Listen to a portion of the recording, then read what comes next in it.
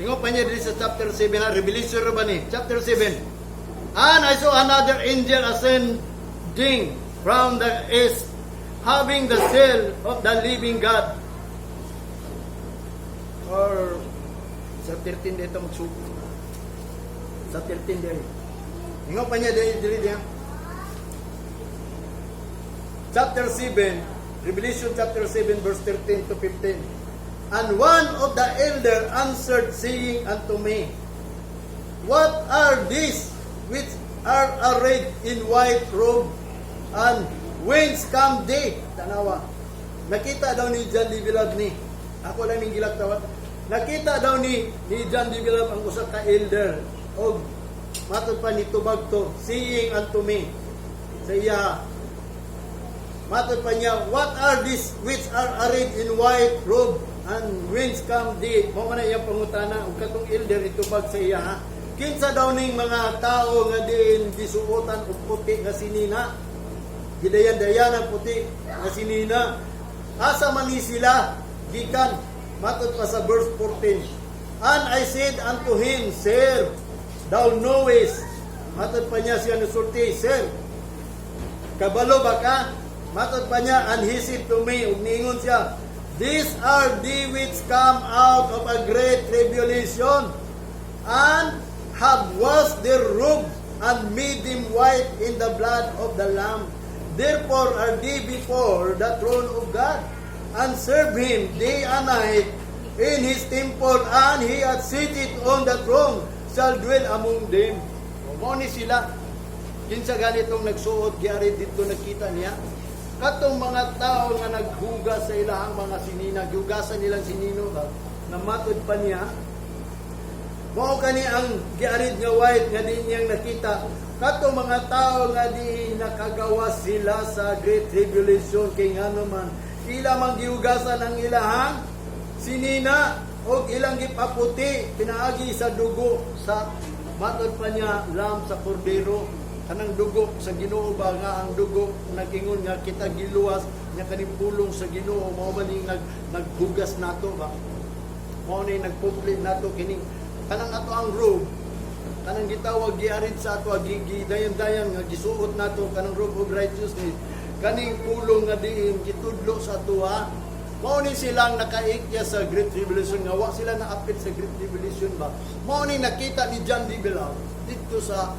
trono sa Ginoo nga nagsimba sila kanunay dito sa trono sa Ginoo nangalagad sila adlaw gabi diya sa templo naglingkod sila sa trono ug nagpuyo sila uban sa Ginoo mao ni mga tao katong wala kapil sa great tribulation kay ngano man ilang giugasan ilang righteousness although ang mga tao doon ay righteousness pero mao nang giingon basig nahugawan ba kanang nahimong kaugalingon nilang righteousness ingon sa Isaiah kanang righteousness sa tao daw is apil tirag diya sa tubangan sa Ginoo kanang self-righteous kanang ilaha lang ba kanang sila lang nagbuod nga diin magbinutan sila although sila kabalo unsa gid tinuod righteousness diya sa Ginoo kay kining righteousness sa Ginoo pangitaon man ni na duha makaklaseng righteousness of law ug righteousness of faith kita mga Gentiles gingon ta ni Pablo kinahanglan makabaton ta ang righteousness uban sa pagtuo kanang buhaton jud nato na tungod sa atong pagtuo diya sa Ginoo pero sila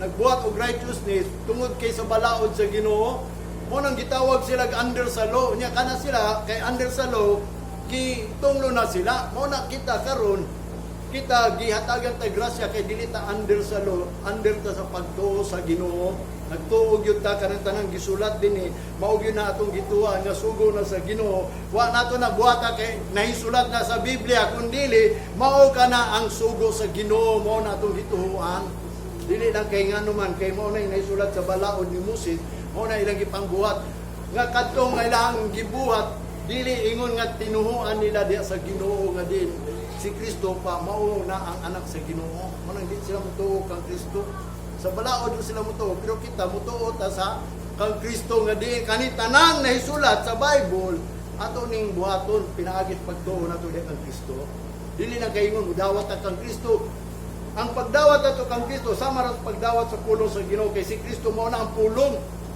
mao nang giingon ni Jesus Christ maayo lang mo mutawag na ako pero di ay mo mutuman sa sugo nako Muna kung manawag ito sa Ginoo tumano na to na. Muna yang gingon sa verse 14 nga ito nabasahan, these are come out from the great tribulation, which, why? Because they have washed their robes. Ilang giugasan man ilang robe. Kay nga no, pasuotan mo gatag clean and white.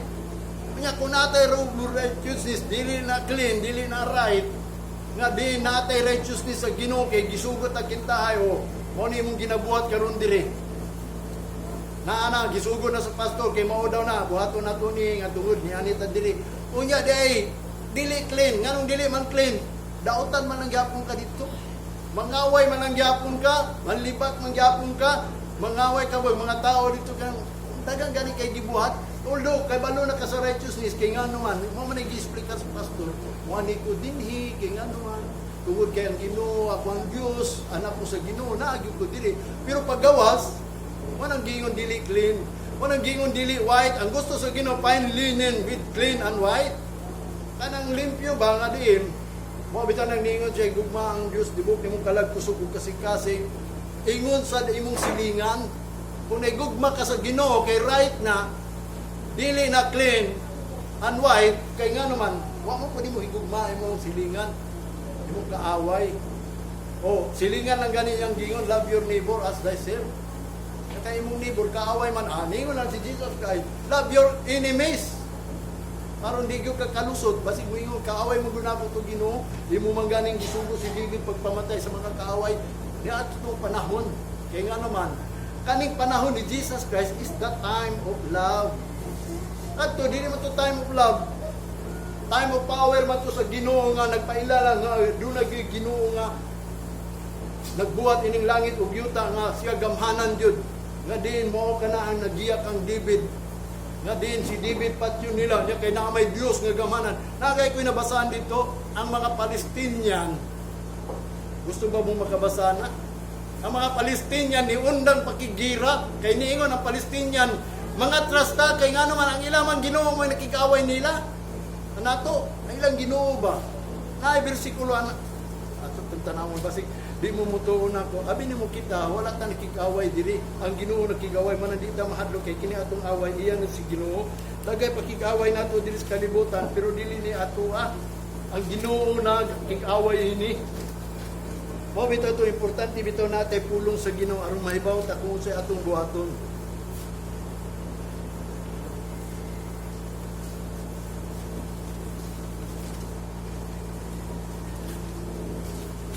Sunod Domingo na nako to yatag ninyo.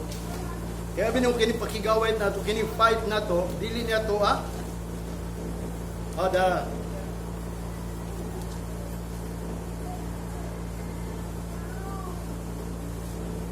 dagay gingon sa Ginoo, na gani gingon sa Ginoo diri akong gipanglista niya, isulat na ko ni sa tinuod lang kita karon. Ini atong gibuhat karon ang Ginoo nagkigaway ini. Mo nang dita mahadlok kay nga naman ang Ginoo mo nagbuhat anak nila. Matod pa niya di sa Chronicles chapter 5:22. For therefore we down many slain, fell down many slain, because the war was of God. Wala yang gingon.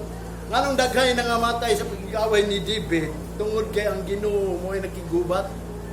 Ang Ginoo mo ay nitugot ana. Naagay gingon dito 1:10. 10:100. Isa lang ka Hudiyo mupatay na og napulo. Unya 100 Hudiyo mupatay 1,000. Gisulat din na dili.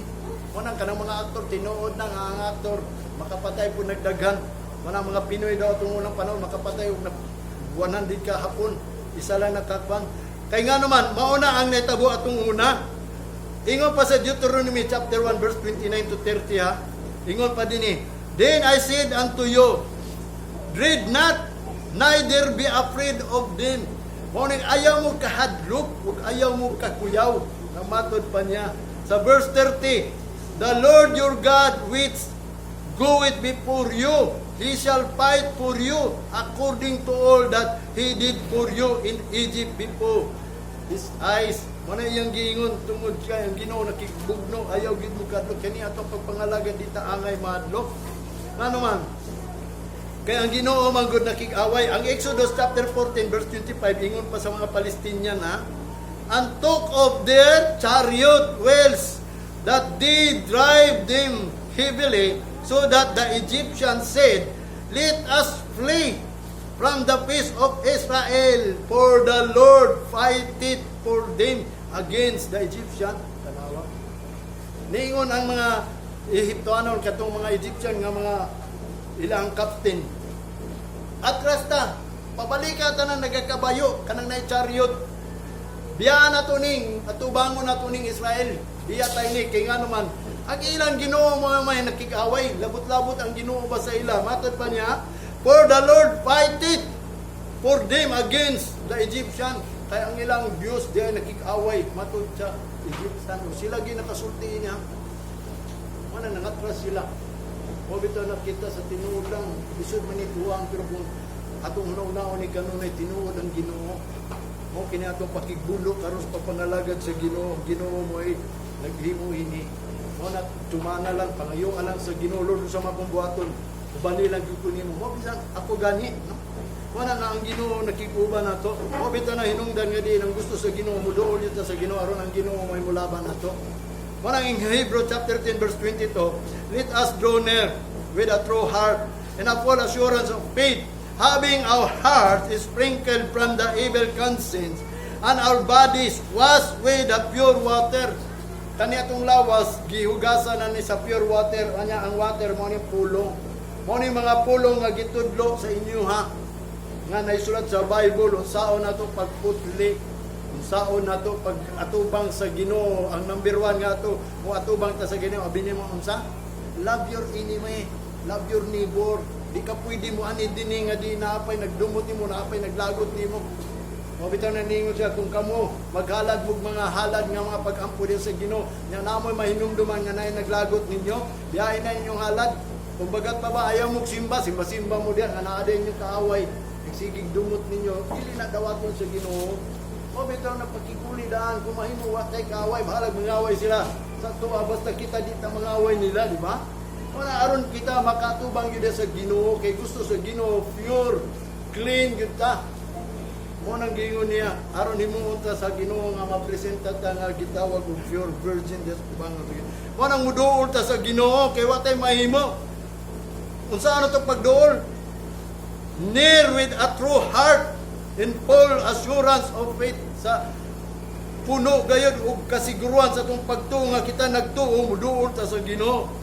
Mana yang gingon, having our heart sprinkled from the evil conscience. Nga din ang ato ang kasing-kasing daw ba na pisika na siya sa evil conscience, kanang atong evil conscience, and our bodies washed with a pure water. Kanang atong mga konsensya ba nahugasan na ni ba? Manang ningon ko ato muna sa inyo, ayaw na mo paguna-una mga dautan sa uban. Di sa imong katapa, sa imong partner, sa imong bana, sa imong asawa, sa imong anak, ayaw na paguna-una og dautan. Kung musulti ka, kasi sulti lang, pero ayaw na paguna-una og dautan sa iya. Nga kana siya, di na maluwas, kana siya, makuha ni siya, kana. Ang imo ala diya, paningkamot sa tubangan sa Ginoo, kadaanin mo sa Ginoo, pure ka. Matod pa niya, iwakli na tanang mga kabugat sa imong kasing-kasing, sama sa kasina, sa mga kaligot-gut, mga kapaitan, kanang Facebook ka diya sa tubangan sa Ginoo ba? Kanang wala ka na nagunang-unang nila, ang imong ginahunang nga ikaw, ni address tubangan sa Ginoo, kay iya ka sa Ginoo. Mo na iyang gingon kay nga naman nawisik ka naman ta, na clean water ta. Mo nang gingon sa Ezekiel nga diin nalimpyuhan na ta. Mo pa niya sa Ezekiel chapter 36.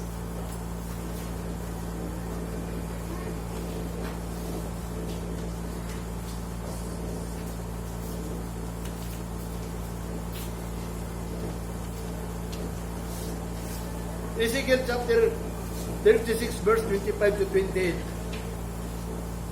Ingon pa niya diya, then will I sprinkle clean water upon you, and ye shall be clean from all your filthiness, and from all your idols will I cleanse you. Sa verse 26, a new heart also will I give you, and a new spirit will I put within you, and I will take away the stony heart out of your flesh, and I will give you an heart of flesh, and I will put my spirit within you, and cause you to walk in my statutes, and ye shall keep my judgment and do them, and ye shall dwell in the land that I gave to your father, and ye shall be my people, and I will be your God. Mauni kita mahimutan niyang katawan, ug mahimutan niyang matod pa o siya mahimo natong Dios nga din kita gilimpyuhan niya. Ang ato kasing-kasing nga batoon, baka ba mo anang batoon, ingon pa sa resurrection ni Jesus Christ, adunay upat ka kasing-kasing. Nasamtang si Kristo, ang farmer daw nagtanom niya ang mga pulong iyang gitanom dito ni tubo sa wayside kanang dalan ba nga gahe kayo, di mo tubo gyud, di mo turok gyud ang kuan diha. Inyang ikado katong stony heart. Wala yang giingon kini ang ato ang kasing-kasing nga baton gikuha na ni sa Ginoo pinaagi sa pulong niya kay gilimpyuhan na niya sa tubig. Wala yang giingon mo nang hinungdan nga kita gihimo niyang tao niya siya nahimo natong Dios kay nga naman gitagaan at heart nga unod dili na batuon kay kanang batuon nga mga kasing-kasing mo nang ingon ni Jesus Christ sabwagan daw sa pulong sa Ginoo pero wa katurok kay nga naman mas dagan man ang bato kaysa yuta. Wala yang giingon diri sa Mark chapter 4 verse 5 ingon ni Jesus Christ sa chapter 4 verse 5, the stony heart not much earth no root it withered away. Matod pa niya, ang bato daw nga kasing-kasing wala na daghang yuta, puro bato. Nya matod pa niya, dili na makagamot. Unya malaya lang dayon na. Sa verse 16, no roots of themselves so endured, but for a time afterward, when affliction or persecution ariseth for the word